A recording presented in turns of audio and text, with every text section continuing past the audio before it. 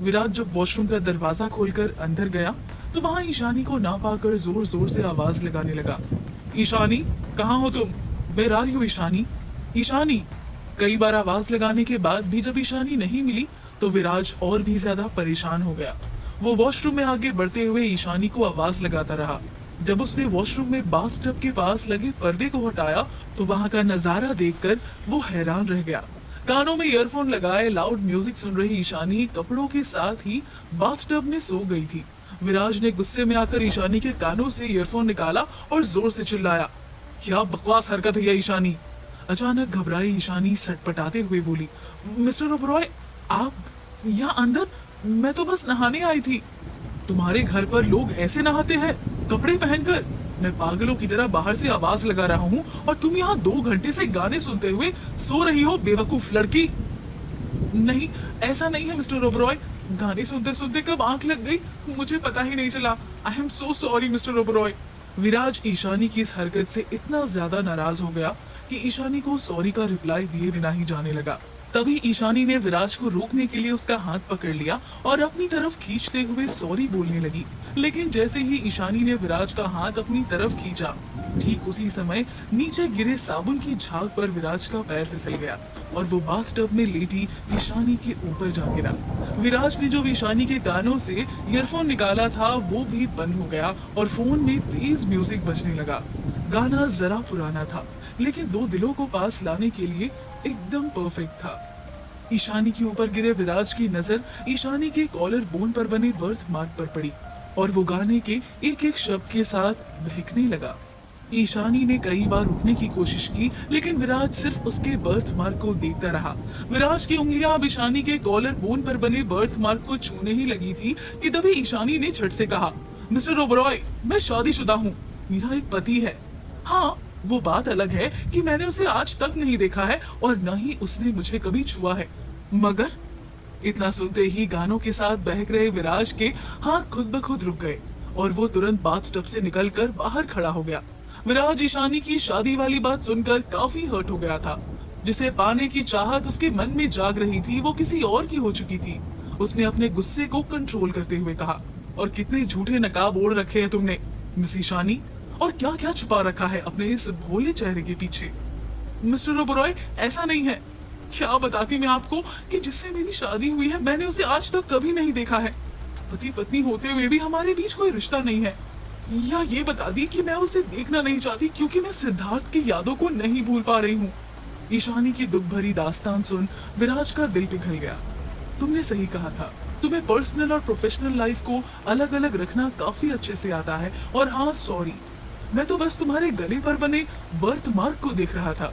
इतना कहकर विराज वहां से चला गया। ईशानी ने उस वक्त बहुत एम्बैरेस्ड फील किया। वो नहाकर बाहर आते ही चादर ओढ़कर सोफे पर ही सो गई। जब रात के 2 बजे तक ईशानी को नींद नहीं आई तो उसने धीरे से अपनी चादर चेहरे से हटाई और होटल के कमरे की बालकनी में चली गई। बालकनी में खड़ी होकर ईशानी मुंबई शहर को देखने लगी। आज मुंबई काफी शांत लग रहा था। बादलों के बीच चमक रहा चांद दूर दूर तक अपनी चांदनी बिखेर रहा था। समंदर से आ रही हवाएं ईशानी के बालों को झुला रही थी। तेज ठंडी हवाओं को महसूस करते हुए ईशानी वहीं फर्श पर बैठ गई और अपने बर्थ मार्क को छूते हुए आसमान की ओर देख कहने लगी, कितनी अजीब है ना आपकी बनाई ये दुनिया और इस दुनिया के लोग। जिंदगी में कोई जाता है तो कोई आता है, लेकिन हमेशा कुछ न कुछ पीछे छूट जाता है। ईशानी जब आसमान में देख अपने दिल की बातें कह रही थी तभी आकाश से एक तारा टूटकर गिरने लगता है। उस तारे को टूटता देख ईशानी को अपने बचपन के उस दोस्त की याद आ जाती है जिसे वो अपना नाम तक नहीं बता पाई थी। उस दोस्त को याद करते हुए वो कहती है, काश मैं तुम्हें बता पाती कि मॉम ने दूसरी शादी कर ली थी, इसीलिए मुझे जाना पड़ा। तुम्हें अपना नाम तक नहीं बता पाई। तुमने भी कहा था कि जब भी कोई तारा टूटेगा तुम मुझे ढूंढ लोगे, लेकिन तुमने तो ऐसा नहीं किया। क्या इतने सालों में तुम मुझे भूल गए हो? तभी ईशानी के पीछे से एक आवाज आई, तुम्हें कौन भूल सकता है मिस ईशानी, दुनिया में कुछ ही पागल है जो खुलेआम घूम रहे हैं। ईशानी ने पीछे मुड़कर देखा तो विराज हाथों में पानी का कप लिए खड़ा था। उसे देखते ही ईशानी को वॉशरूम वाले इंसिडेंट की याद आ गई, लेकिन ईशानी ने खुद को संभाले रखा। मिस्टर ओबरॉय, आप सोए नहीं? तुम भी तो नहीं सोई अभी तक। वैसे मैं जान सकता हूँ कि तुम इतनी रात को यहाँ अकेले भूतों की तरह क्या कर रही हो? बातें उस चांद से बहुत दिनों बाद आज वक्त मिला है सुकून से बैठकर इस चांद से अपनी दिल की बातें कहने का, वरना तो मैं हमेशा बस काम काम और काम में ही उलझी रहती हूँ। विराज ने धीरे से फुसफुसाते हुए कहा, राइट, हस्बैंड, फैमिली, सिद्धार्थ की यादें, इन सब के बीच कहाँ वक्त है तुम्हारे पास किसी और के लिए? मिस्टर ओबरॉय, आप कुछ कह रहे हैं क्या? नहीं, कुछ नहीं। इतना कहकर विराज ईशानी के पास आकर बैठ गया और टॉपिक चेंज करते हुए ईशानी से कहने लगा, हम कल सुबह जिससे मिलने जा रहे हैं उनको मैं अपना गुरु, अपना मेंटर मानता हूँ, लेकिन पता नहीं ना जाने किस शौक की वजह से वो शहर से दूर पुणे के किसी गांव में जाकर बस गए हैं। ईशानी विराज की बातों पर उतना ध्यान नहीं दे पा रही थी, तभी विराज ने अपना मुंह बनाते हुए कहा, मिस ईशानी, क्या तुम मेरी बात सुन भी रही हो? ईशानी ने हड़बड़ाते हुए कहा, हाँ मिस्टर ओबरॉय, मैं आपकी ही बात सुन रही हूँ। बस एक पल के लिए चांद की चमक पर ध्यान चला गया था। मिस ईशानी, क्या तुम जानती हो कि मेरे डैड कौन है? उनका नाम क्या है? ईशानी विराज की बातों का कोई जवाब देती और चुप्पी साधे रखती। विराज बात बदलते हुए कहने लगता है, अच्छा चलो ये छोड़ो और ये बताओ, तुम्हें क्या लगता है कपूर अंकल का सब कुछ छोड़कर गांव में बसने का फैसला सही है? ईशानी ने तुरंत कहा, शहर की चकाचौंध में कुछ नहीं रखा है मिस्टर ओबरॉय। अगर मुझे मौका मिला तो मैं खुद ऐसा करना चाहूंगी। हमें लाइमलाइट के पीछे नहीं, सुकून के पीछे भागना चाहिए। जहाँ सुकून वहीं बसीरा होना चाहिए। शायद उन्होंने भी सुकून को चुना होगा। विराज ने हैरान होते हुए मुस्कुराकर कहा, तुम पूरी एंटीक पीस हो, तुम्हें तो म्यूजियम में रखना चाहिए। मिस्टर विराज, क्या आप मेरा मजाक उड़ा रहे हैं? चेहरे पर मुस्कान के साथ विराज वहां से उठा और अपने रूम की तरफ जाते जाते कहने लगा, नहीं, मैं तो तुम्हारी तारीफ कर रहा हूँ। Good night miss Ishani. Ishani वहीं बैठी बैठी विराज को जाते हुए देखती रही और खुद से कहने लगी, क्या सच में मिस्टर ओबरॉय मेरी तारीफ कर रहे थे या मेरा मजाक बना रहे थे? ओह गॉड, मिस्टर ओबरॉय को समझना इतना मुश्किल क्यों है? चल ईशानी सो जा, वरना यही बालकनी में सुबह हो जाएगी। ईशानी जाकर अपने सोफे पर सो गई। सोफा काफी कंफर्टेबल था, इसलिए ईशानी को तुरंत नींद आ गई। सुबह होते ही किसी ने खिड़की के पर्दे खोल दिए, जिसकी वजह से ईशानी के चेहरे पर तेज धूप पड़ने लगी। नींद में ईशानी को लगा कि वो अपने घर में ही सो रही है। उसने तकिए को फेंकते हुए कहा, सोने दो मुझे, बंद करो पर्दे, बहुत नींद आ रही है। गेट अप मिस ईशानी, बहुत सो लिया तुमने। विराज की भारी भरकम आवाज सुनते ही ईशानी घबरा कर उठ गई और अपने सामने विराज को खड़ा देखकर उसे याद आ गया कि वो अपने गांव पर है, ना कि घर पर। मिस्टर ओबरॉय, आप रेडी हो गए? मैं इतनी देर तक सोती रही, पता ही नहीं चला। मुझे बस आप 15 मिनट दीजिए, मैं तुरंत रेडी होकर आती हूँ। देखते ही देखते ईशानी 15 मिनट में रेडी होकर वॉशरूम से निकली। बाहर आकर उसने देखा कि विराज के साथ एपी, उसकी लीगल टीम और कुछ बॉडीगार्ड्स खड़े थे। ईशानी ने उन सबको तैयार देख मुस्कुराकर पूछा, आप सभी इतनी जल्दी रेडी हो गए? तभी एपी ने ईशानी से कहा, हम सभी तो सर के साथ ऑफिस के काम से जा रहे हैं, लेकिन आप कहाँ जा रही हैं मिस ईशानी?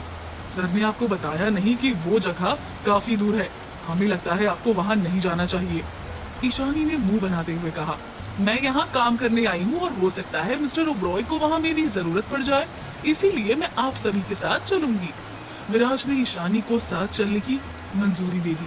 5 घंटे के सफर के बाद विराज, ईशानी और बाकी लोग वहाँ पहुँच गए। कपूर अंकल का घर गांव के सबसे ऊपरी हिस्से पर था, जहां कार से जाना नामुमकिन था, इसलिए सभी को कार वहीं छोड़नी पड़ी। पहाड़ पर चढ़ते हुए विराज ने महसूस किया कि इस ट्रिप पर ईशानी के अंदर का बच्चा जाग उठा है, जिसे वो अब तक छुपाती आई थी। तभी अचानक विराज के पैरों के नीचे एक पत्थर आ गया। एपी ने उसे पीछे से संभाल लिया और विराज गिरते गिरते बच गया। एपी ने हल्की मुस्कान के साथ विराज से कहा, संभल कर विराज सर, नजरों को रास्ते पर रखे, कहीं और रखेंगे तो आप गिर सकते हैं। विराज ने एपी की ओर अपनी बॉस वाली नजर डाली और एपी नजरें झुकाकर एक बॉडीगार्ड के पीछे छुपकर चलने लगा। कुछ ही देर में सभी लोग कपूर अंकल के घर तक पहुंच गए। वहां पहुंचकर सभी को लगा कि मानो उन लोगों ने एवरेस्ट चढ़ लिया हो। पहाड़ी के उस चोटी से पूरा गांव और दूर दूर तक फैली हरियाली साफ साफ दिखाई दे रहे थे। वहां की फ्रेश और साफ हवा सभी को छू कर गुजर रही थी। इस शांत और दिलकश नजारे को देख ईशानी के मुंह से निकला, अब समझ में आया कि मिस्टर कपूर यहाँ क्यों बस गए, अपनी बिजनेस ऐशो आराम की दुनिया में क्यों नहीं लौटे। तभी विराज ने ईशानी को टोकते हुए कहा, मिस ईशानी वेट, तुम कोशिश करना कि कपूर अंकल के सामने कम ही बोलो और जितना भी बोलो अच्छा बोलो, okay? Don't worry mister Oberoi, मैं संभाल लूंगी। Good miss Ishani, I hope कि तुमने जो कहा है तुम वैसा ही करोगी। ये कहकर विराज बाकी लोगों के साथ कपूर अंकल के पास पहुंच गया। सफेद कुर्ता पजामा पहने कपूर अंकल एकदम देसी आदमी लग रहे थे। उन्हें देखकर विराज ऐसे लपका जैसे कि एक छोटा बच्चा अपने चाचा को देखकर भागता है। विराज ने अंकल के करीब जाते ही उनके पैर छुए और पूछा, कैसे हैं आप कपूर अंकल? उन्होंने विराज को गले लगाते हुए कहा, जैसा हमेशा से था, फिट एंड हिट और यंग भी। वहीं पास में खड़ी ईशानी कपूर अंकल को देखकर हैरान रह गई, क्योंकि विराज ने बताया था कि वो उसके डैड के दोस्त है, लेकिन कपूर अंकल को देखकर लग रहा था कि वो कोई 25-30 साल के यंग मैन है। तभी अंकल की नजर ईशानी पर पड़ी। उनकी सुंदरता और मासूम से चेहरे को देखकर उन्होंने विराज से पूछा, अच्छा तो विराज बेटे, तुम अपनी पत्नी को साथ लेकर आए हो, बहुत सुंदर है तुम्हारी बीवी। बेटा पैर नहीं छुओगी अपने अंकल के? ईशानी अंकल की गलतफहमी को सुनकर हड़बड़ा गई और उनके पैर छूते हुए बोली, अंकल आपको कोई मिसअंडरस्टैंडिंग हुई है, मैं तो मिस्टर ओबरॉय की। अंकल ईशानी की बात को बीच में ही काटते हुए कहने लगे, बेटा मैं दिखता यंग हूँ, लेकिन इन बूढ़ी नजरों को सब समझ आ जाता है। चलो आज एक शेर सुनाता हूँ। बहुत मुद्दतों से तमन्ना थी उस चांद से मिलने की। गौर फरमाना सभी, मैंने कहा बहुत मुद्दतों से तमन्ना थी उस चांद से मिलने की। मुझ गालिब को क्या पता था जनाब कि बेटा चांद जैसी बहू ले आएगा। वाह वाह वाह वाह। वहाँ खड़े सभी गार्ड्स और बाकी लोग अंकल के शायराना अंदाज के दीवाने हो गए। विराज भी सबको देखकर मुस्कुराने लगा। तभी अंकल ने विराज से पूछा, विराज बेटे नाम क्या है हमारी बहू रानी का? अंकल इसका नाम है ईशानी, और ये वो नहीं जो आप समझ रहे हैं, मैं वही समझ रहा हूँ जो है, और तुम भी समझ जाओ। चलो अब अंदर चलते हैं। अंदर जाने के बाद पता चला कि उस मिट्टी के घर को कपूर अंकल ने अंदर से काफी मेंटेन किया हुआ है। उस घर को एसी तक की जरूरत नहीं थी। देसी तरीके से अंकल ने सभी का वेलकम किया। उनके नौकर ने सभी के लिए लस्सी बनाई। सभी लोग लस्सी पीने के बाद उसके टेस्ट की तारीफ करने से खुद को नहीं रोक पाए। बस एक विराज था जिसके हाथ और आंखें दोनों अलग अलग चल रही थी। वो लस्सी पीते हुए किसी गहरी सोच में डूबा था। एपी विराज की नजरों को नोटिस कर रहा था। वो जानता था कि कितना मुश्किल होगा विराज के लिए कपूर अंकल से बात करना। तभी कपूर अंकल ने विराज और ईशानी को दूर दूर बैठा देखकर टोक दिया, तुम दोनों में लड़ाई हुई है क्या? अगर हुई भी है तो अभी सही कर लो, क्योंकि कपूर अंकल के घर में नो फाइट, सिर्फ प्यार, बहुत सारा प्यार। ईशानी कपूर अंकल को कोई सफाई दी थी उससे पहले ही विराज ने कपूर अंकल की हथेलियों को पकड़ते हुए कहा, कपूर अंकल आपका विराज आपकी अनमोल चीज लेने आया है, क्या आप उसे दे पाओगे? आखिर विराज दिल्ली से इतनी दूर क्या लेने आया था? क्या कपूर अंकल दे पाएंगे विराज को अपनी अनमोल चीज? जानने के लिए सुनते रहिए सिर्फ पॉकेट एफएम पर, माय सीक्रेट हस्बैंड। विराज की बात सुनते ही कपूर अंकल ने झट से अपना हाथ विराज के हाथों से छुड़ा लिया और चेयर से उठकर खिड़की के बाहर की तरफ देखते हुए बोले, बेटा फिर से वही बात, मैंने तुमसे पहले ही कहा था कि मैं उस दुनिया में नहीं लौटना चाहता। कपूर अंकल आपके विराज को आपकी बहुत जरूरत है। मुझे जो करना है उसके लिए आपका हाथ मेरे सिर पर होना जरूरी है। विराज बेटा प्लीज मुझे फोर्स मत करो, मैं नहीं कर पाऊंगा। विराज चाह कर भी जब कपूर अंकल को नहीं मना पाया तो उसने अपने पुराने रिश्तों का वास्ता दिया। कपूर अंकल मुझे याद है जब मैं छोटा था तब आपने और डैड ने जिंदगी और मौत का सामना किया था। आप दोनों की दोस्ती एक मिसाल थी मेरे लिए, आप आइडल है मेरे। विराज बेटा तुम समझ नहीं रहे हो, मैं अपनी पुरानी जिंदगी से बहुत दूर निकल आया हूँ। मुझे ध्यान से देखो, मैं अब सिर्फ गांव का एक आम किसान हूँ जो सब्जियां उगाता है, पशुपालन करता है और एक साधारण लाइफ जीता है। अब ये गांव ही मेरा घर है। कपूर अंकल आप जानते हैं कि मेरा परिवार मेरे डैड का विरोधी था। दादी माँ की नजरों में भी डैड कुछ नहीं कर पाए थे, जिसकी वजह से मुझे कम उम्र में ही ओबरॉय एम्पायर को संभालना पड़ा, वरना। विराज कहते कहते रुक गया और कपूर अंकल ने उसकी हथेलियों को जोर से पकड़ लिया। वहाँ खड़े सभी लोग उन दोनों की बातों को समझ पा रहे थे। ईशानी भी इसके बीच की भावनाओं को महसूस कर रही थी। उसने मिस्टर ओबरॉय को पहली बार इतना खुलकर किसी से बात करते देखा था। तभी कपूर अंकल ने कुछ ऐसा कहा जिसने ईशानी के होश उड़ा दिए। कपूर अंकल ने विराज की तारीफ करते हुए कहा, मैं साफ साफ देख सकता हूँ कि ओबरॉय एम्पायर बिल्कुल सही हाथों में है। आप मेरे बॉस यानी तरुण ओबरॉय से बेहतर है, और ये कहते हुए मुझे बहुत खुशी हो रही है। तरुण ओबरॉय नाम सुनकर ईशानी के चेहरे का जैसे रंग उड़ गया। उसके पैरों तले जमीन मानो खिसक ही चुकी थी। एक पल में उसके जहन में ढेरों सवाल उमड़ने लगे। ईशानी मन ही मन सोचने लगी, तरुण ओबरॉय? तरुण ओबरॉय तो शीना के ससुर यानी मेरे ससुर का नाम है। मतलब मिस्टर विराज ओबरॉय तरुण ओबरॉय के बेटे हैं और मेरे मिस्टीरियस हस्बैंड के छोटे भाई। मतलब मिस्टर ओबरॉय मेरे देवर हैं। खुद के ही मन में चल रहे सवालों जवाब के बीच ईशानी के होश उड़ चुके थे, क्योंकि इतनी बड़ी बात वो अब तक समझ नहीं पाई थी। जो सच इतने वक्त से उसके सामने घूम रहा था, उस सच को पहचानने में कैसे उससे इतनी बड़ी गलती हो गई। इसी बीच पास खड़े एपी ने ईशानी का बेरंग चेहरा देख लिया। मिस ईशानी, आपको क्या हुआ? आपकी तबीयत तो ठीक है ना? एपी, क्या मिस्टर ओबरॉय तरुण ओबरॉय के बेटे हैं और ओबरॉय एम्पायर के मालिक हैं? क्या ये वही ओबरॉय है जो दिल्ली के सेक्टर 27 के मशहूर ओबरॉय मैंशन में रहते हैं? एपी ईशानी के हैरान चेहरे और अजीब सवालों को सुनकर हंसने लगा। ईशानी जी, आप इतने वक्त से सर के साथ काम कर रही है और आपको ये बात भी पता नहीं? एपी, मुझे लगा था कि मिस्टर ओबरॉय दिल्ली में जो दूसरे ओबरॉय कंपनी है उसके मालिक है। एपी धीरे से हंसते हुए कहता है, सर सही कहते हैं, आप पूरी एंटी पीस हो। अरे ईशानी जी, आप अपने नए बॉस के साथ काम करने से पहले थोड़ा छानबीन नहीं करती क्या? इन कुछ महीनों में मेरी लाइफ में इतना कुछ हो चुका है कि इन सब चीजों के बारे में मैं कभी सोच ही नहीं पाई। अगर कपूर अंकल तरुण ओबरॉय का जिक्र नहीं करते तो मैं शायद कभी ये जान ही नहीं पाती। एपी ईशानी से आगे कुछ कहता उससे पहले ही उसके पास दिल्ली हेड ऑफिस से कॉल आ गया और उसे बात करने के लिए कमरे से बाहर जाना पड़ा।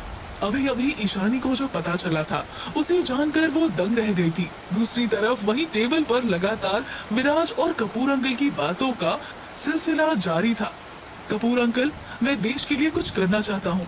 बॉर्डर पर जो हमारे जवान दुश्मनों से लड़ रहे हैं उनकी फैमिली के लिए कुछ करना चाहता हूँ। इस चीज के लिए मुझे आपकी और आपके नेटवर्क की जरूरत है। प्लीज मान जाइए कपूर अंकल। विराज बेटा, मैं जब सब कुछ पीछे छोड़कर इस गांव की तरफ आ रहा था तब मैंने कसम खाई थी कि अब कभी नहीं लौटूंगा। पुरानी यादों को, पुराने काम को, सब कुछ दफना चुका हूँ मैं। मुझे माफ कर दो, मैं नहीं कर पाऊंगा, मैं नहीं आ पाऊंगा। विराज पहले से जानता था कि कपूर अंकल को मनाना मतलब पहाड़ खोदकर पानी निकालना है, जो इतनी आसानी से मुमकिन नहीं था। उसने माहौल को शांत करने की कोशिश करते हुए कहा, अरे कपूर अंकल, आप भी ना, आप तो बिल्कुल सीरियस हो गए। आपका विराज आया है, उसे कुछ खिलाइएगा पिलाइएगा नहीं? कपूर अंकल ने भी मुस्कुराते हुए जवाब दिया, नहीं, आज मैं तुम्हें नहीं, अपनी बहू ईशानी को गांव के देसी खाने का स्वाद चखवाऊंगा। क्यों ईशानी बेटा, गांव का स्वादिष्ट खाना खाने के लिए तैयार हो ना? ईशानी ने अपने चेहरे पर एक नकली मुस्कान के साथ हामी भरी और मन ही मन सोचने लगी, अब मैं आपको कैसे बताऊं कपूर अंकल, बहू तो मैं हूँ आपकी, लेकिन आपके इस विराज की नहीं बल्कि विवेक की पत्नी हूँ। ओह ईशानी, क्या कर दिया तूने? पहले पता होता तो कुछ कर पाती। अब तो 1 साल तक काम करना है तुझे इस विराज के साथ। आखिरकार कॉन्ट्रैक्ट पेपर जो साइन किया है तूने। मिस ईशानी, सिर्फ 1 साल नहीं, आगे भी करोगी अगर ऐसे ही मन लगाकर करती रही तो।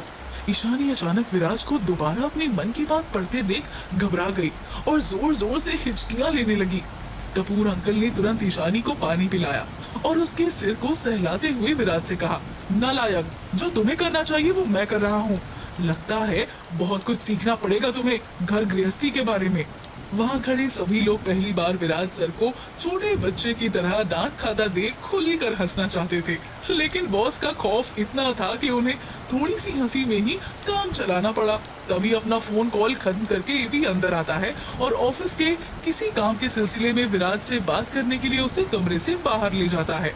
ईशानी कपूर अंकल का मूड ठीक करने के लिए कहती है, कपूर अंकल, चाय की पत्तियाँ क्या आपके बाग की है? इसकी खुशबू बिल्कुल अलग है और चाय का टेस्ट, वाह वाह, मजा आ गया।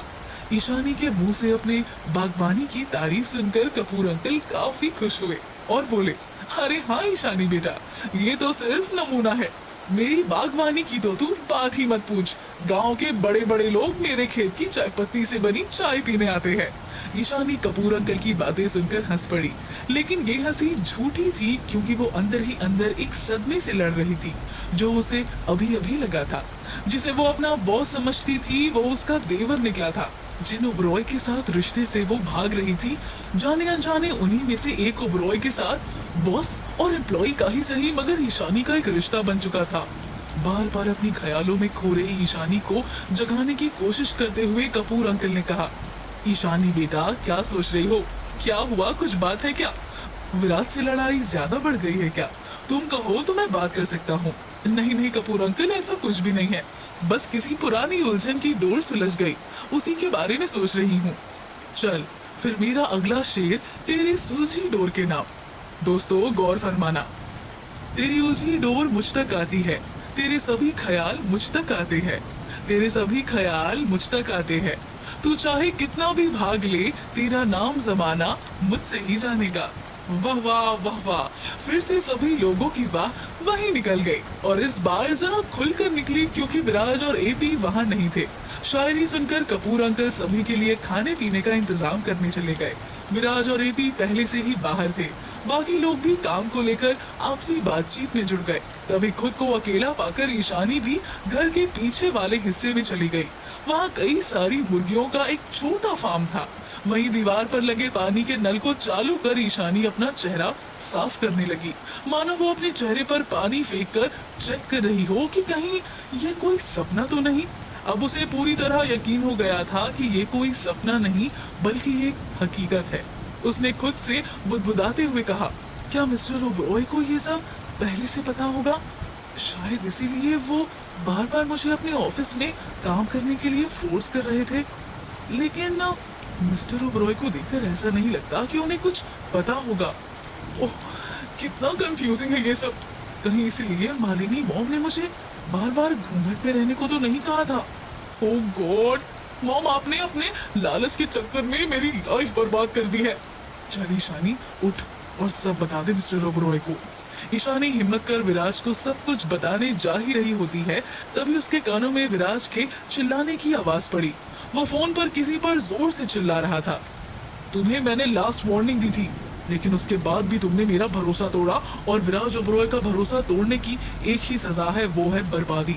तुम्हारी बर्बादी की उल्टी गिनती शुरू। विराज की गुस्से भरी आवाज सुनते ही ईशानी के पैर लड़खड़ा गए।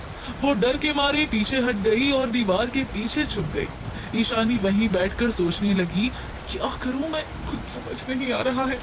तभी काला लिबास पहने ईशानी की एक परछाई उसके सामने आ खड़ी हुई और कहने लगी, छोड़ ईशानी, ये सब सोचना छोड़।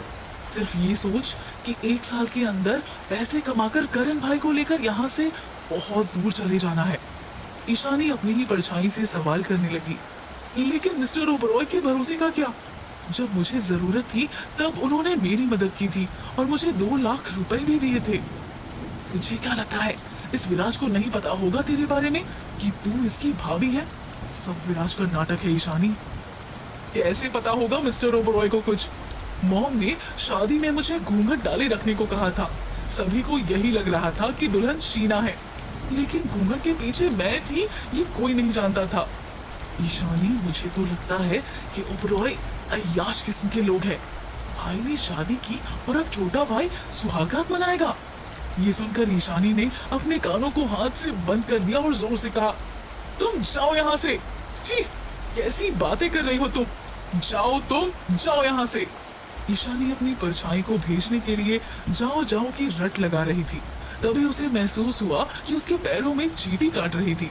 जब उसने देखा तो पाया कि एक छोटा सा चूजा अपने झुंड से बिछड़ गया था और वो चू चू करते हुए ईशानी के पैरों की उंगलियों पर चोंच मार रहा था। ईशानी ने उस चूजे को उठा लिया और उसे प्यार से सहलाने लगी। लगता है आप अपनी मॉम से, अपनी फैमिली से बिछड़ गई हो। कोई ना, चलो मैं आपको आपकी मॉम के पास ले जाती हूँ। ईशानी चूजे को लेकर मुर्गियों के फार्म में चली गई और हर एक मुर्गी को दिखाकर उस छोटे से चूजे से पूछने लगी, क्या ये आपकी मॉम है? जब कोई भी मुर्गी उस चूजे को देखकर आगे नहीं आई तो उसको लगा कि शायद ये इनमें से किसी का बच्चा नहीं है। ईशानी उसे लेकर घर के आगे वाले हिस्से की तरफ आने लगी, तभी एक बड़े से मुर्गे ने उसके पैरों में चोंच मारी।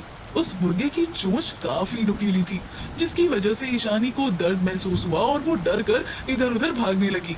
भागते वक्त ईशानी के मुंह पर केवल एक ही नाम था, मिस्टर ओबरॉय, मिस्टर ओबरॉय। विराज अपना नाम सुनकर चौंक गया। उसने एपी से पूछा, एपी, ईशानी कहाँ है? ओह शिट, कहीं जंगली जानवरों ने उस पर अटैक तो नहीं कर दिया? विराज तेजी से उस ओर भागा जहाँ से ईशानी के चीखने की आवाज आ रही थी, और विराज के पीछे बाकी सब लोग भी भागे चले आए। जब सबने ईशानी को एक मुर्गे से डरकर भागते देखा तो हंसने लगे। इस बार विराज भी खुद को हंसने से नहीं रोक पाया। मिस ईशानी, तुम ये क्या कर रही हो? Mister Oberoi, please help me, ये मुर्गा मुझे काट लेगा। ईशानी की बातों पर विराज मुस्कुराता हुआ वहीं खड़ा रहा। एपी विराज को कई दिनों से मुस्कुराता हुआ नोटिस कर रहा था। उसने मन में कहा, चलो कोई तो सर के मुस्कुराने की वजह बनी। ऐसा कुछ नहीं है एपी। विराज ने फिर से एपी के मन की बात सुन ली थी।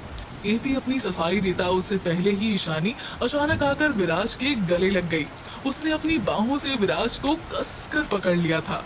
Please mister Oberoi, help me. Viraj सबके सामने ईशानी के गले लग जाने पर शर्मा गया। आखिर वो सबका बॉस जो था, लेकिन ईशानी का इतना करीब होना विराज को पसंद आ रहा था। विराज ने अपने बॉस वाले एटीट्यूड के साथ पैंट की जेब में हाथ डालते हुए कहा, मिस ईशानी, पहले तुम उसके बच्चे को नीचे रखो, वो तुम्हें कुछ नहीं करेगा।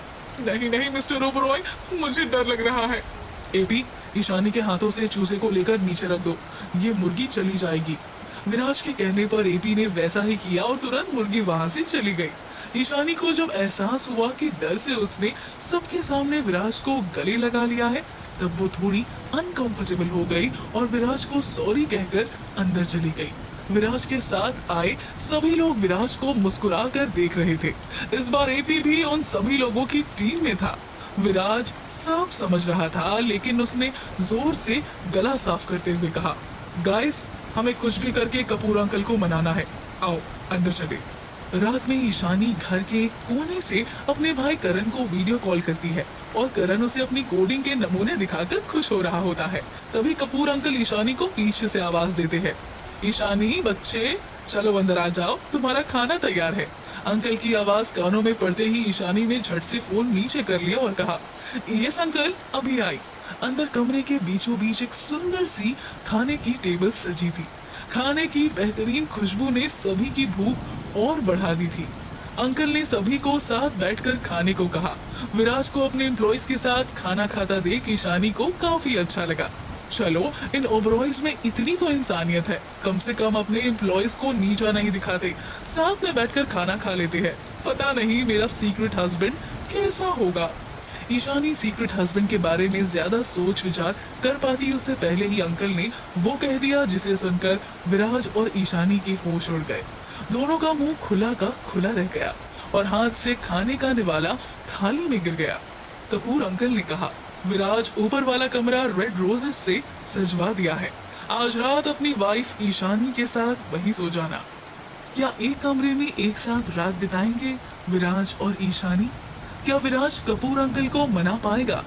जानने के लिए सिर्फ पॉकेट एफएम पर सुनते रहिए माय सीक्रेट हस्बैंड।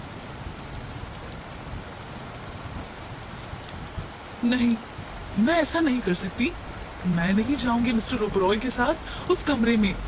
ईशानी ने सोचा कि वो तुरंत कपूर अंकल से ये बोल दे, लेकिन वो ऐसा कर नहीं पाई क्योंकि अभी तक कपूर अंकल विराज के डील के लिए रेडी नहीं हुए थे और वो उन्हें नाराज करके सब खराब नहीं करना चाहती थी। तभी विराज ने कहा, कपूर अंकल, इसकी क्या जरूरत थी? अरे बेटा, मैं कहना चाहता था कि तुम दोनों का कमरा रेडी हो गया है, सिर्फ 2 कमरे ही जल्दी जल्दी में रेडी हो पाए हैं, तो एक में ये सब रुक जाएंगे। ईशानी लड़की है तो उसे तुम अपने कमरे में रख लेना। बाकी मैं समझ गया हूँ कि तुम दोनों पति पत्नी नहीं हो। ईशानी के लिए विराज के साथ एक कमरे में रुकना बहुत मुश्किल हो रहा था, लेकिन वो अंकल के सामने कुछ कह नहीं पाई। उसने मन मार कर कहा, ओके अंकल, जैसा आप ठीक समझे। सभी को पता था कि ईशानी ने ऐसा क्यों किया, इसीलिए किसी ने ना कुछ कहा ना कुछ सोचा। खाने के बाद सभी अपने अपने कमरे में चले गए। ईशानी जब अपने कमरे में नीचे बिस्तर लगा रही थी, तभी फाइलों में उलझे विराज की नजर उस पर गई। ईशानी ने जब विराज को देखा तो उसने उसे टोक दिया। कुछ चाहिए आपको मिस्टर ओबरॉय? हाँ ईशानी, मुझे तुम्हारी हेल्प चाहिए कपूर अंकल को मनाने में। चलो एक डील देता हूँ तुम्हें।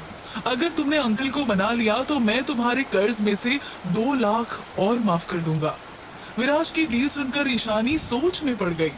क्या सच में मिस्टर ओबरॉय ऐसा करेंगे या फिर सिर्फ मुझे उल्लू बना रहे हैं? वैसे ईशानी, इतना भी शक करने की जरूरत नहीं है, मैं कभी अपनी बात से पीछे नहीं हटता। मिस्टर ओबरॉय, आपके पास कोई सीक्रेट मशीन है क्या जिसे आप अपने कानों में लगाकर घूमते हैं? नहीं, मेरा सिक्स्थ सेंस स्ट्रॉन्ग है। सच बताइए मिस्टर ओबरॉय, आप हमेशा हम सबके मन की बात सुन लेते हैं। कहीं आपके पास कोई भूत वूत तो नहीं है जो आपको सबके मन की बात बता देता है? विराज ईशानी के बच्चों जैसे सवालों के जवाब दिए बिना ही वापस अपनी फाइलों को देखने में लग गया। ईशानी ये देखकर अपने पैर पटकते हुए कमरे से बाहर निकल गई। बाहर कॉरिडोर में आते ही उसे कपूर अंकल ने देख लिया। ईशानी बच्चे, तुम इतनी रात को कहाँ चली? ईशानी ने तुरंत अपना दिमाग लगाया और अंकल के हाथों में मौजूद चाय से भरे कप को देखते हुए कहने लगी, और कहाँ अंकल, आपके पास ही आ रही थी। सोचा सोने से पहले आपके हाथों की एक गर्मा गर्म चाय हो जाए। अंकल अपनी चाय की तारीफ सुनकर और खुश हो गए और फटाफट ईशानी के लिए भी एक चाय बना दी। ईशानी ने अंकल का अच्छा मूड देखकर सोचा कि मिस्टर विराज की डील को क्रैक करने का और अपना कर्जा कम करवाने का यही सही मौका है। उसने अंकल से कहा, अंकल, क्या हम चाय पीते पीते आपके कमरे में बात कर सकते हैं? वो क्या है ना, मेरे कमरे में मिस्टर ओबरॉय काम कर रहे हैं। या श्योर बच्चे। दोनों अपने अपने चाय का कप लिए अंकल कपूर के कमरे में चले गए। ईशानी जोर जोर से अपने पैर हिला रही थी। उसे इतना नर्वस देखकर अंकल समझ गए कि ईशानी कुछ कहना चाहती है लेकिन डर रही है। तभी बात छेड़ते हुए अंकल ने ही कह दिया, क्या तुम्हें विराज ने मुझे मनाने के लिए यहाँ भेजा है? अगर ऐसा है तो हम बात को यहीं खत्म कर सकते हैं। अंकल, वो तो बस आपकी मदद चाहते हैं और बहुत उम्मीद से आपके पास आए हैं। क्या तुम जानती हो तरुण ओबरॉय कौन है? कपूर अंकल, आप और मिस्टर ओबरॉय दोनों ने सेम सवाल किया है मुझे। उन्होंने भी मुझसे यही पूछा था। मैं ज्यादा कुछ तो नहीं जानती उनके बारे में, बस इतना जानती हूँ कि वो मिस्टर विराज ओबरॉय के डैड है, लेकिन कभी उनको देखा नहीं है। जब तुम कुछ जानती नहीं हो तो मेरे पास हेल्प मांगने कैसे आ सकती हो? मुझे पता है मिस्टर ओबरॉय को आर्मी कैंप के पास की जमीन चाहिए ताकि वो वहाँ से देश के लिए और अपने बिजनेस के लिए कुछ कर सके। कपूर अंकल ईशानी की बातों पर मुस्कुराते हुए चेयर पर लेट गए और कहने लगे, तुम बहुत मासूम बच्ची हो। तुम्हें जिसने जो कहा वो मान लिया। विराज ने तुमसे जरूर झूठ कहा होगा। वो तुम्हें पूरी बात कभी नहीं बताएगा। तो आप बता दीजिए अंकल। अंकल ने एक लंबी सांस ली और ईशानी को बताना शुरू किया, बेटे, मेरा और विराज के डैड का रिश्ता बहुत अलग था। हमने कई बार मौत को मात दी थी। हाँ, मिस्टर ओबरॉय ने बताया था, लेकिन ये नहीं बताया होगा कि वो अपने डैड की तलाश में यहाँ आया है। चलो मैं तुम्हें पूरी बात बता देता हूँ। विराज के डैड को कभी भी बिजनेस में कोई दिलचस्पी नहीं थी। उन्हें बस चाकू गोली चलाना पसंद था, जिसकी वजह से उनकी फैमिली उन्हें पसंद नहीं करती थी और वो भी अपने घर से कम ही मतलब रखते थे। एक रोज सुबह सुबह वो अपने घर से निकल गए और देश के लिए खुफिया तरीके से काम करने लगे। उनकी पहचान देश की आर्मी के साथ साथ बड़े बड़े डॉन से भी हो गई थी। बंदूकों के शौक ने हमें अंधा कर दिया था। हर रोज जान पर खेलने लगे थे हम लोग। विराज के दादाजी ने कहा था कि उसे उसकी मर्जी से जो करना है करे, हमें उससे कोई रिश्ता नहीं रखना है। ओबरॉय के बिजनेस को मेरा वारिस संभालेगा, और वैसा ही हुआ। बहुत कम उम्र में ही विराज के कंधों पर बिजनेस का बोझ आ गया और वो अब अपने डैड की तलाश में निकला है। जमीन तो एक बहाना है। अगर मैंने उसकी हेल्प की तो ये धोखा होगा ओबरॉय खानदान की वफादारी के साथ। ईशानी ये सब सुनकर हैरान रह गई। उसने विराज के अंदर छुपे दर्द को पहली बार महसूस किया और अंकल से कहा, पता है अंकल, मैंने अपने डैड को बचपन में ही खो दिया था। किसी ने बोला लोग मरने के बाद आसमान में तारा बन जाते हैं और हमें ऊपर से देखते रहते हैं। तब से मैं अपने डैड को देखने के लिए इन तारों का सहारा लेती हूँ। दिल करता है वो सामने आए और मैं उन्हें बताऊं कि देखो डैड, आपकी बेटी कितनी समझदार हो गई है, रिश्ते और करियर सब संभाल लेती है। लेकिन मैं उनसे ये सब नहीं कह सकती क्योंकि उनके वापस आने की अब कोई उम्मीद नहीं है। अगर मिस्टर ओबरॉय के पास ये उम्मीद है तो मैं उन्हें उनके डैड से मिलाने में जरूर हेल्प करूंगी। अंकल ईशानी की मासूम बातों पर मुस्कुराते हुए बोले, तुम बहुत प्यारी हो, लेकिन मैं तुम्हारी कोई मदद नहीं कर सकता। सॉरी बच्चे। कोई बात नहीं अंकल, मैं समझती हूँ आपकी प्रॉब्लम। चलिए अब मैं चलती हूँ। चेहरे पर उदासी लिए ईशानी वहाँ से निकलकर वापस अपने कमरे में चली आई। उसने देखा कि मिस्टर ओबरॉय वाइन का ग्लास लिए खड़े हैं और बड़े खुश नजर आ रहे हैं। ईशानी ने विराज से कहा, मिस्टर ओबरॉय, वो नहीं माने, सॉरी, मैं नहीं कर पाई। इतना कहकर ईशानी ने अपना सिर नीचे कर लिया। तभी विराज जोर से हंसते हुए बोला, ईशानी अंकल मान गए हैं, तुमने कर दिखाया। ये सुनते ही ईशानी के उदास चेहरे पर फिर से एक रौनक आ गई। क्या सच में? आप कहीं मजाक तो नहीं कर रहे? ये मैंने कर दिखाया? मिस्टर ओबरॉय, अब मैं इस बिस्तर पर सो सकती हूँ ना? थैंक्स, मुझे नीचे सोने से बहुत डर लग रहा था, पता नहीं कब क्या निकल जाए, बहुत कीड़े हैं यहाँ पर। श्योर ईशानी, आज रात तुम्हें जहाँ सोना है तुम सो सकती हो और तुम्हारे कर्ज के 2 लाख भी माफ। ईशानी की खुशी का ठिकाना नहीं था। सोने से पहले नहाकर फ्रेश होने के लिए ईशानी वॉशरूम में चली गई। जब उसने वापस आकर देखा तो कमरे में कोई नहीं था। अब उसकी खुशी और भी दुगनी हो गई। खुशी के मारे ईशानी बेड पर कूद के चढ़ गई और उसने वही नाइट सूट पहना था जो उसे विराज ने दिलाया था। बेड इतना बड़ा था कि उस पर 4 लोग आराम से सो सकते थे। अचानक ईशानी को चादर के अंदर हल्की सी हलचल महसूस होने लगी।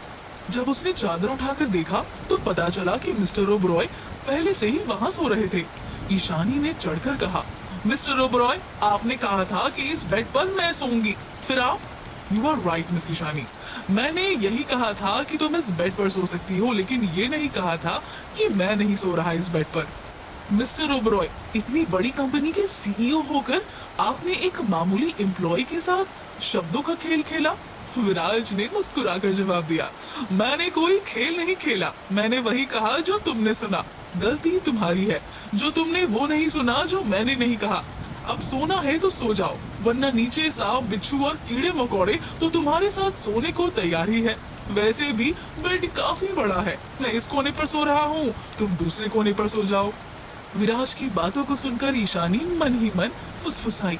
जब पता चलेगा आपको कि आपने किसे अपने साथ बेड शेयर करने को कहा है तो दिन में तारे दिख जाएंगे मिस्टर ओबरॉय। मैं आपकी भाभी हूँ, आपके बड़े भाई की पत्नी। अगर मैं साथ सोई तो लोग मेरे कैरेक्टर पर 1000 सवाल खड़े करेंगे। क्या करूँ मैं, कुछ समझ नहीं आ रहा। भगवान जी कोई रास्ता दिखाओ। ईशानी के इतना कहते ही उसके पैरों पर गुदगुदाहट सी महसूस हुई। उसने जब अपने पैरों की तरफ देखा तो वो चीख कर बेड पर खड़ी हो गई। मिस्टर ओबरॉय, कोई अजीब सा कीड़ा है नीचे, मिस्टर ओबरॉय हेल्प मी। ईशानी, मुझे सुबह बहुत काम है, मुझे सोने दो, तुम अपना देख लो। ईशानी फिर से फुसफुसाने लगी, अगर मैं नीचे सोई तो कल का सूरज नहीं देख पाऊंगी, मुझे यही बेड पर सो जाना चाहिए। वैसे भी बहुत दूरी है मेरे और मिस्टर ओबरॉय में, सेफ साइड बीच में तकिया भी रख देती हूँ। ईशानी ने अपने और विराज के बीच में तकियों की दीवार खड़ी की और सो गई। सुबह जब मुर्गों की कुकड़ू से ईशानी की नींद खुली तब उसने पाया कि वो विराज के काफी करीब सो रही थी। इतना ही नहीं बल्कि उसके हाथ विराज के बालों को सहला रहे थे। ये देख ईशानी घबरा उठी और बिस्तर से उठकर झट से वॉशरूम की ओर दौड़ पड़ी। ईशानी के भागते ही विराज अपनी आंखें खोलता है और ईशानी की इस नादान हरकत पर हंस पड़ता है। थोड़ी देर बाद जब ईशानी वॉशरूम से बाहर आई तो सामने चेयर पर विराज और एपी कुछ डिजाइन्स फाइनल कर रहे थे। ईशानी विराज को देखकर थोड़ा नर्वस हो गई। तभी विराज ने कहा, मिस ईशानी, हम कपूर अंकल के लिए एक अच्छा और सेफ घर बनाना चाहते हैं और तुम इस काम में हमारी हेल्प करोगी। मैं? कैसे? मैं तो एक मामूली स्टाइलिस्ट हूँ, घर बनाना मुझे नहीं आता। हमें पता है तुम क्या क्या कर सकती हो, इसलिए नाश्ता कर लो, फिर हम काम पर लगेंगे। सभी ने एक साथ नाश्ता किया और कपूर अंकल के घर के सामने वाली पहाड़ी के दूसरी छोर पर पहुंच गए। वहां जाने के लिए पक्की सड़क बनी थी। ईशानी ने सड़क देखकर कपूर अंकल से कहा, अगर मैं गलत नहीं हूँ तो अंकल, ये सड़क आपने बनवाई है? हाँ बेटा, मैं और हमारी सारी टीम ने मिलकर इस सड़क को 6 महीने में बनाया था। ईशानी और बाकी लोग अंकल की मेहनत और गांव वालों के लिए उनका सेवा भाव देखकर खुश हो गए। कुछ देर में वो जगह आ गई जहाँ विराज कपूर अंकल के लिए घर बनाना चाहता था। विराज ने ईशानी से पूछा, मिस ईशानी, क्या लगता है तुम्हें ये जगह ठीक है अंकल के घर के लिए?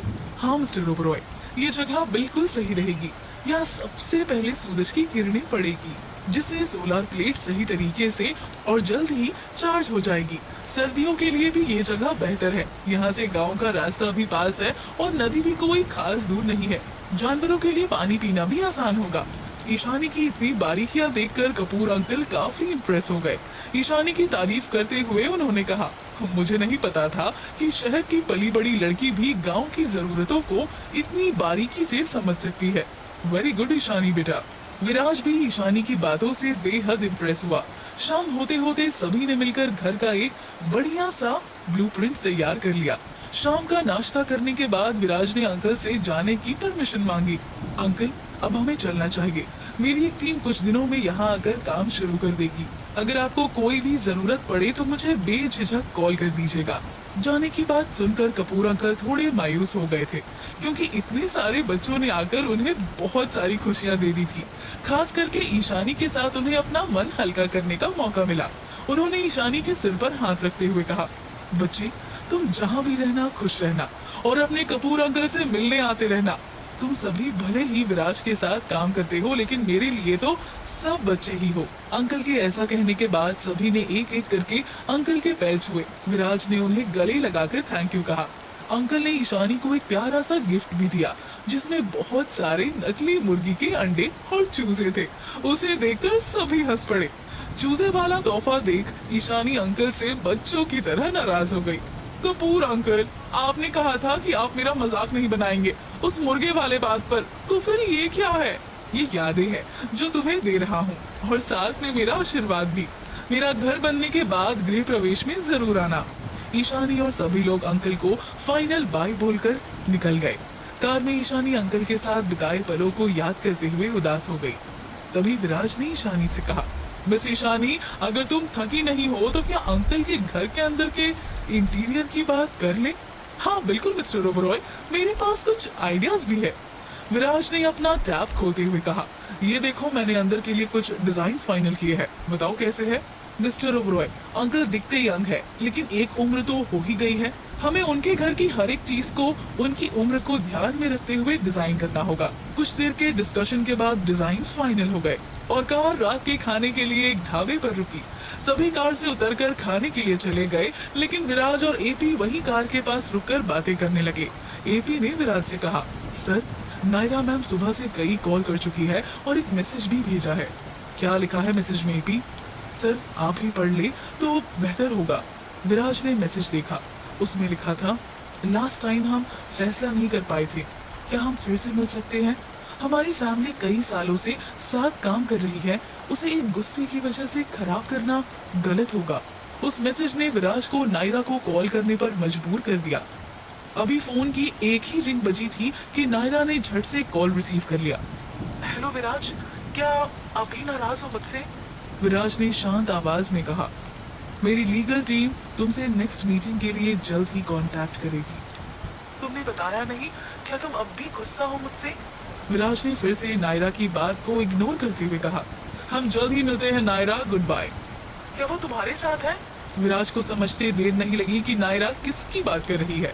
उसने उसी शांत अंदाज में जवाब दिया, क्या तुम्हें इससे कुछ लेना देना होना चाहिए? वैसे तुम्हारे जासूस ने सब बता दिया था, मैं तो सिर्फ तुम्हारे कॉल का ही वेट कर रहा था। नायरा अपने जासूस के पकड़े जाने की बात पर बौखला गई और हड़बड़ाते हुए बातें बनाने लगी। विराज, वो तो मैं बस तुम क्या बात कर रहे हो? मैं समझी नहीं। लगता है तुम्हारे पास कहने के लिए अब कुछ और नहीं बचा, इसीलिए मिमियाने लगी हो। हेलो विराज, हेलो। इससे पहले कि नायरा अपनी सफाई दे पाती, विराज ने फोन कट कर दिया। फोन कट होते ही नायरा गुस्से से लाल हो गई। उसने अपना फोन सामने दीवार पर लगे मिरर में दे मारा। फोन के साथ साथ शीशे के भी कई टुकड़े हो गए। नायरा ने दांत पीसते हुए कहा, ईशानी, आज तेरी वजह से विराज मुझसे दूर हो रहा है। देखती हूँ कब तक बचा पाता है तुझे विराज। क्या नायरा के वार से ईशानी को बचा पाएगा विराज? क्या होगा नायरा का अगला प्लान? जानने के लिए सुनते रहिए सिर्फ पॉकेट एफएम पर माई सीक्रेट हस्बैंड।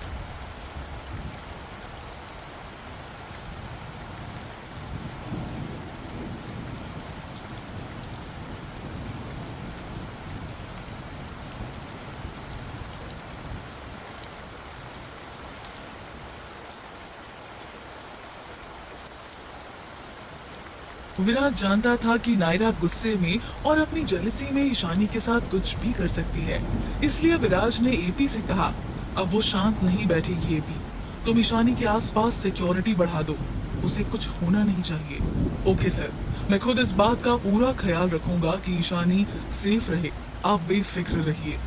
विराज और एपी भी ढाबे के अंदर चले गए जहां ईशानी और बाकी लोग खाना खा रहे थे। ईशानी ने अपने बैग से एक छोटा डिब्बा निकाला और विराज से कहा, मिस्टर ओबरॉय, इसे चखकर बताइए कैसा बना है, मैंने स्पेशली कपूर अंकल से ये डिश सीखी है, उनके किचन से बनाकर मैं थोड़ा सा अपने साथ ले आई। विराज खाने से पहले ही डर गया क्योंकि लास्ट टाइम वो ईशानी के हाथ का बना खाना खा चुका था। खैर मजबूरी में विराज ने खाने को चखा और जैसा उसने सोचा था ठीक उसी तरह ये खाना उस दिन से भी ज्यादा बुरा निकला।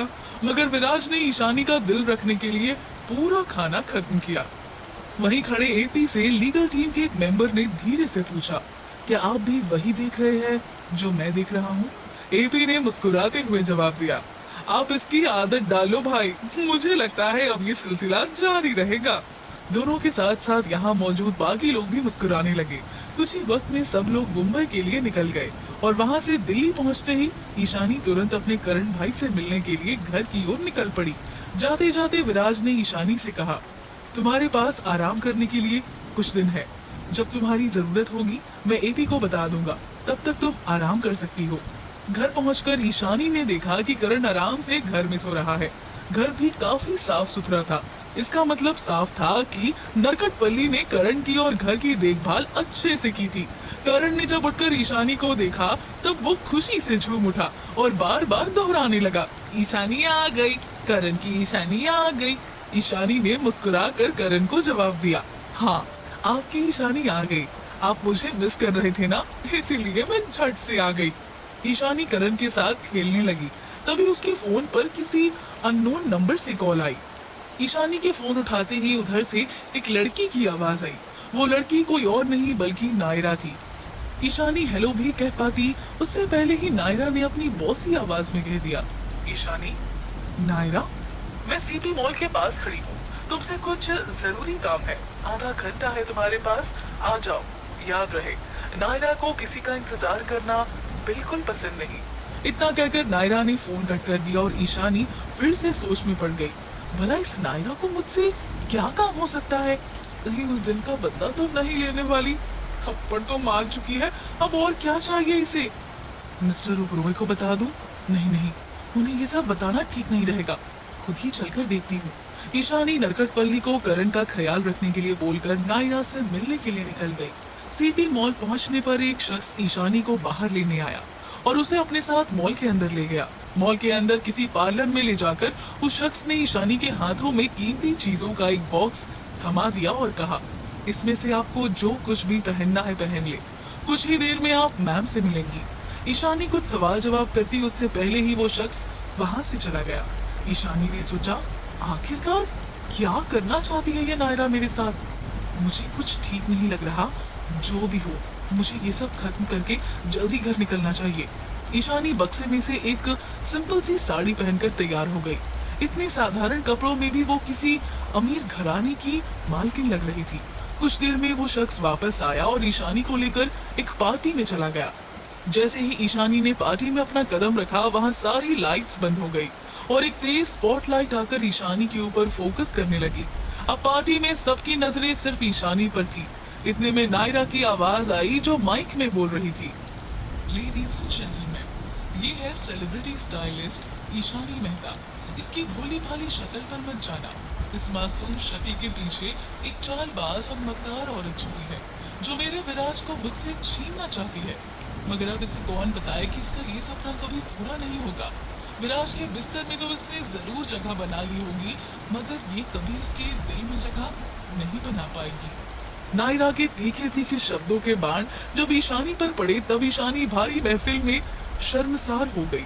जिस लड़की ने आज तक किसी मर्द को अपने करीब नहीं आने दिया था, उसके चरित्र पर न जाने कैसे कैसे लांछन लग रहे थे। बेबस ईशानी अपना सर झुकाकर खड़ी हो गई और उसकी आंखों से आंसू बहने लगे। लेकिन नायरा इतने में कहाँ रुकने वाली थी। ईशानी की बेइज्जती करने में उसने कोई कसर नहीं छोड़ी। इस दो कौड़ी की ईशानी ने नायरा सिंघल से बराबरी करने की कोशिश की है और इसकी हिम्मत तो देखो। एक रोड छाप लड़की होकर महलों में रहने के सपने देख रही है। वैसे अपनी किस अदा से तुमने मेरे विराज को खुश किया, जरा मेरे दोस्तों को भी तो बता। तभी भीड़ में से एक बदतमीज अमीरजादे की आवाज आई। यार नायरा, इससे पूछो ना, कुछ दिनों के लिए मेरी स्टाइलिस्ट भी बनेगी क्या? सॉरी, कुछ दिनों के लिए नहीं, कुछ रातों के लिए। उसकी बात सुनकर नायरा और पार्टी में मौजूद लगभग सभी लोग जोर जोर से ठहाके लगाने लगे। तभी नायरा ने अपनी करेली सी कड़वी जुबान चलाते हुए कहा, गाइस, इससे मुंह लगाकर अपना स्टेटस मत गिराओ। इसका हमारे सामने कोई क्लास नहीं है, ये तो बस एक मामूली स्टाइलिस्ट है। भीड़ में खड़े किसी दूर शख्स की आवाज आई, वो भी आज के बाद नहीं रहेगी। हम सभी अपने अपने कॉन्टैक्ट से कह देंगे कि स्टाइलिस्ट को काम देकर अपना वक्त बर्बाद ना करे। ईशानी सर झुकाकर अपमान सहती रही। तभी नायरा ने और जहर उगलते हुए ईशानी का हाथ पकड़ लिया और पूछा, एक बात बता जरा, तेरी माँ भी यही करती है क्या? ये सुनते ही ईशानी के सब्र का बांध टूट गया। ईशानी ने गुस्से में नायरा के हाथों से माइक छीनकर कहा, बस इनफ इज इनफ नायरा, मैं कुछ कह नहीं रही, इसका मतलब ये नहीं कि मुझे जवाब देना नहीं आता। दौलत के नशे ने आप सबको अंधा कर दिया है। अगर किसी को नीचा दिखाना क्लास होता है तो नहीं बनना मुझे क्लासी। सही कहा नायरा, मैं एक मामूली स्टाइलिस्ट हूँ, लेकिन जो कुछ भी हूँ अपने बलबूते हूँ। ईमानदारी और मेहनत का खाती हूँ, अपने बाप के पैसे पर नहीं उछलती। ईशानी का ये करारा जवाब घमंडी नायरा के गले नहीं उतरा और वो ईशानी पर हाथ उठाने लगी। मगर इस बार ईशानी की आंखों में एक अलग ही आग थी। उसने कसकर नायरा का हाथ पकड़ा और जोर से झटक दिया। बस नायरा, अब और नहीं। और आप लोग भी कान खोलकर सुन लो। आप लोग मुझ पर हंस सकते हो, शायद मुझे काम मिलने से भी रोक सकते हो, लेकिन मेरी काबिलियत को नहीं मिटा सकते। इसलिए जिस विराज ओबरॉय से मिलने के लिए आप सबको अपॉइंटमेंट लेनी पड़ती है, वो खुद मुझे मेरे काम की वजह से अपने साथ रखता है। ईशानी की इन बातों में जादू था, और क्यों ना हो, ये शब्द सीधा उसके दिल से निकल रहे थे। पार्टी में खड़े लोग जो नायरा की बातों पर हंस रहे थे, अब वो ईशानी के कॉन्फिडेंस को देख तालियां बजाने लगे। इतना कहकर ईशानी वहां से निकल गई और नायरा को फिर एक बार उसी के घमंड ने शर्मिंदा कर दिया। ईशानी को जाते ही उस पार्टी में बैठकर ये सारा तमाशा देख रहे रोहित खन्ना ने नायरा से कहा, उफ, शो खत्म हुआ, अब मुझे चलना चाहिए। नायरा ने रोहित पर चिल्लाते हुए कहा, अब तुम भी छोड़कर जा रहे हो? विराज ने भी छोड़ दिया मुझे। मैंने नहीं, तुमने कुछ साल पहले मुझे छोड़ दिया था। चलो अब बाय नायरा, तुम उस लड़की के पीछे जा रहे हो ना? सब उस लड़की के लिए मुझे छोड़ रहे हैं। नायरा ने इतना कहकर वाइन का ग्लास जोर से जमीन पर पटक कर तोड़ दिया, लेकिन रोहित बिना इसकी परवाह किए पार्टी से निकल गया। उधर नायरा के इस तमाशे की शिकार ईशानी बेसुध होकर नंगे पैर ही सड़क पर चलती रही और अपनी जिंदगी को कोसने लगी। उसी वक्त अचानक एक कार ईशानी के आगे आकर रुकी। कार का दरवाजा खुला और अंदर बैठा इंसान और कोई नहीं बल्कि नायरा और विराज का दोस्त रोहित खन्ना था। ईशानी, मेरी कार में बैठ जाओ, काफी रात हो चुकी है, मैं तुम्हें घर छोड़ दूंगा। मैं याद तो हूँ ना तुम्हें? I am Rohit Khanna. ईशानी ने नकली मुस्कान के साथ कार में बैठते हुए कहा, हाँ याद हुआ, आप भी उसी पार्टी में थे ना जहाँ सरेआम मेरी इज्जत का तमाशा बनाया गया? थैंक गॉड कि मैं उस पार्टी में था, वरना मैं इतनी स्मार्ट और इंटेलिजेंट ईशानी से कैसे मिल पाता। वैसे एक बात पूछूं, तुम्हारा सच में विराज के साथ कोई रिश्ता नहीं है? नहीं, मैं सिर्फ उनकी स्टाइलिस्ट हूँ, इससे ज्यादा कुछ नहीं, और वहीं बनकर रहना चाहती हूँ। वैसे मेरा घर आ गया है, आप यहीं साइड में कार रोक दीजिए। रोहित ने सड़क के किनारे कार रोकी और मुस्कुराते हुए ईशानी की बिल्डिंग का नाम पढ़ा। ईशानी एक फीकी मुस्कान के साथ उसे बाय बोलकर अंदर चली गई। घर में आते ही ईशानी ने करण को देखा, वो गहरी नींद में सो रहा था। पार्टी में हुई बेइज्जती से सहमी ईशानी करण के करीब आकर लेट गई और अपने हालातों के बारे में सोचते सोचते वहीं सो गई। अगली सुबह ईशानी करण को लेकर बिल्डिंग के करीब वाले पार्क में टहलने को निकली, जहाँ पर उसे एपी और उसके एक कलीग ने देख लिया। वफादार एपी ने तुरंत अपना फोन निकाला और ईशानी और करण की फोटो खींचकर विराज को भेज दी, जिसे देखकर विराज बौखला गया। ये लड़का कौन है? क्या रिश्ता हो सकता है इसका ईशानी के साथ? कहीं ये... विराज ने गुस्से में ईशानी को कॉल लगाया। अगर तुम 30 मिनट में मेरे घर नहीं आई तो तुम्हारी सैलरी से 1 लाख रुपए कट हो जाएंगे। क्या? मिस्टर ओबरॉय, मैं अभी बाहर हूँ। आपने ही तो मुझे कुछ दिनों की छुट्टी दी थी। मैं कुछ नहीं जानता, तुम आ रही हो या मैं... वेट मिस्टर ओबरॉय, मैं आ रही हूँ। ईशानी और कुछ कह पाती उससे पहले ही फोन कट हो गया। ईशानी ने जल्दी से करण को घर पर छोड़ा और फौरन विराज के घर पहुंच गई। मिस्टर ओबरॉय, आपने मुझे बुलाया था ना? मैं आ गई, वक्त से पहले आ गई। Good, I like it. मैं एक स्टाइलिस्ट की बुक पढ़ रहा था, इसी के बारे में तुमसे कुछ बात करनी थी। कंफ्यूज ईशानी ने विराज से पूछा। लेकिन मिस्टर ओबरॉय, आपने तो मुझे छुट्टी दी थी, फिर ऐसे अचानक? विराज ने ईशानी की छुट्टी वाली बात को पूरी तरह इग्नोर करते हुए कहा। कल रात नायरा की पार्टी में क्या कर रही थी तुम? ईशानी ने हैरानी से पूछा। क्या? आपको इस बारे में कैसे पता? विराज ओबरॉय की नजरों से कुछ नहीं छुपता ईशानी, और हाँ, तुम मेरे साथ काम करती हो, इसीलिए कोई दूसरा तुम्हें काम पर रखने की हिम्मत भी नहीं करेगा। विराज ने ईशानी को बातों ही बातों में याद दिला दिया कि नायरा के तमाशों की वजह से अब उसे कोई काम नहीं देने वाला, इसलिए उसे मिस्टर ओबरॉय के साथ सही से बर्ताव करना होगा। ईशानी अपने गुस्से का घूंट पीकर एक नकली मुस्कान के साथ बोली। बताइए मिस्टर ओबरॉय, आपको किस बारे में बात करनी है? एक लंबी सांस लेते हुए विराज ने जवाब दिया। आज घर पर कोई नहीं है, सभी नौकर छुट्टी पर है। क्या तुम... ईशानी को लगा विराज खाना बनाने की बात कर रहा है। उसने कहा, बताइए मिस्टर ओबरॉय, क्या बनाना है आपके लिए खाने में? विराज ईशानी के सवाल पर एक शैतानी भरी मुस्कान के साथ बोला, खाना तुम रहने दो ईशानी, पहले तुम मेरे गीले बालों को सूखा कर दो और इन्हें अच्छे से स्टाइल करो। ईशानी ने झट से हेयर ड्रायर निकाला और विराज के बालों को सुखाने लगी। कुछ ही मिनटों में ईशानी ने विराज को एक नया लुक दे दिया। All done mister Oberoi. Viraj ने जब खुद का लुक कांच में देखा तो वो भड़क उठा। उसने अपने बाल फिर से बिखेर लिए और वहां से गुस्से में उठ गया। ईशानी ने घबरा कर पूछा, क्या हुआ मिस्टर ओबरॉय, आपको ये हेयर स्टाइल पसंद नहीं आई? विराज ईशानी को बिना जवाब दिए अपने कबर्ड की ओर बढ़ गया। ईशानी उससे उसकी नाराजगी का कारण पूछती रही, लेकिन उसने कोई जवाब नहीं दिया। ईशानी उसके पीछे पीछे आ ही रही थी कि विराज ने अचानक अपनी शर्ट निकालकर ईशानी के मुंह पर फेंक दी। ईशानी विराज की इस हरकत से अनकंफर्टेबल हो गई और अपना चेहरा दूसरी ओर घुमाते हुए सोचने लगी, कैसे इंसान है ये मिस्टर ओबरॉय, शर्म नाम की कोई चीज नहीं है इनमें। कबर्ड में से झांक रहे विराज ने पीछे देखे बिना ही जवाब दिया, मैं तुम्हें सुन पा रहा हूँ मिस ईशानी। नहीं मिस्टर ओबरॉय, मैं तो बस... सॉरी मिस्टर ओबरॉय, मेरा वो मतलब नहीं था। विराज ईशानी की बातों को इग्नोर करते हुए अपने लिए कबर्ड से शर्ट निकालने लगता है।